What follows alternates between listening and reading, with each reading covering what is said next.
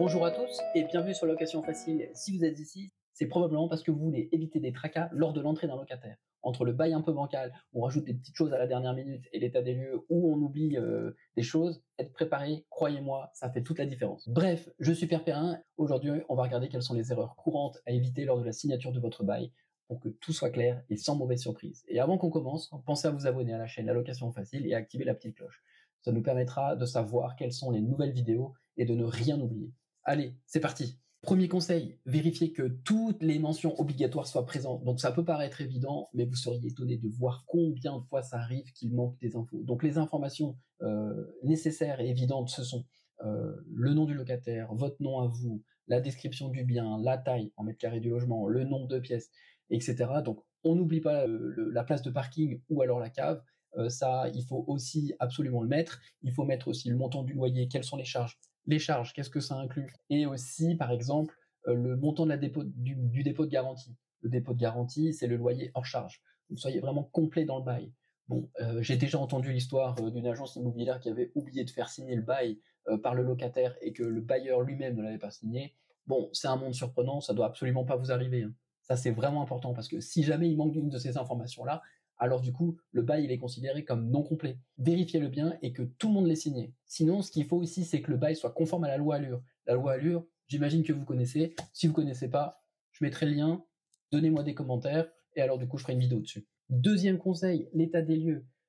Soyez super méticuleux. D'ailleurs, on signe bien le bail avant l'état des lieux. Donc ça, c'est vraiment important, et non pas l'inverse. Donc j'ai déjà vu ça. On signe d'abord le bail et ensuite l'état des lieux. C'est un moment où finalement, on est tous un peu pressés. On a un peu peur, etc. On n'est pas forcément attentif, etc. Mais attention, c'est vraiment super important d'être hyper rigoureux et hyper précis. Donc du coup, il ne faut pas vous laisser surprendre et notamment de vérifier chaque recoin du logement. Donc on ouvre les fenêtres, on tourne les robinets, mais pensez aussi à tirer la chasse d'eau. En tirant la chasse d'eau, vous montrez que tout fonctionne. Un état des lieux complet et détaillé, croyez-moi, c'est vraiment nécessaire. Et donc surtout, n'oubliez pas de prendre des photos, des vidéos et tout ça, vu comme ce sont des grosses choses, vous l'envoyez voir via WeTransfer.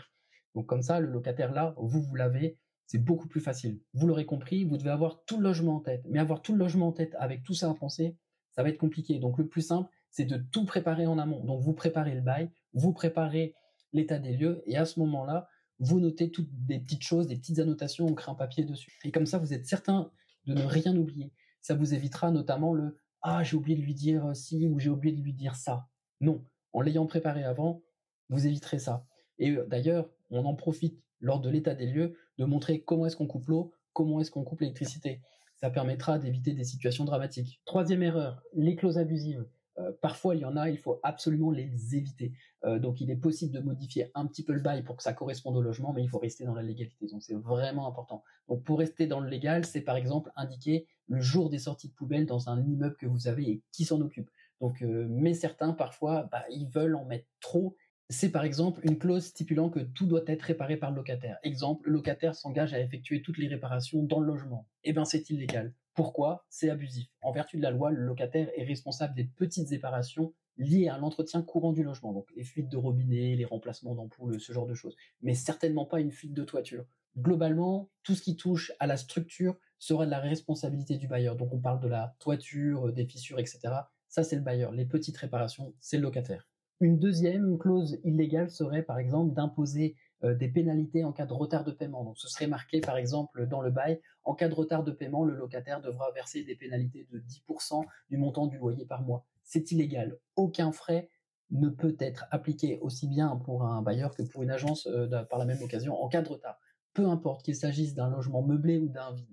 Une autre petite dernière, celle qui autoriserait le propriétaire par exemple à rentrer dans le logement à son bon vouloir. Ce serait marqué, par exemple, dans le bail, le bailleur peut pénétrer dans le logement à tout moment et sans préavis, même sans l'accord du locataire. Pourquoi c'est abusif? Le bailleur doit respecter la vie privée du locataire, sinon c'est une violation de domicile, il doit demander son autorisation.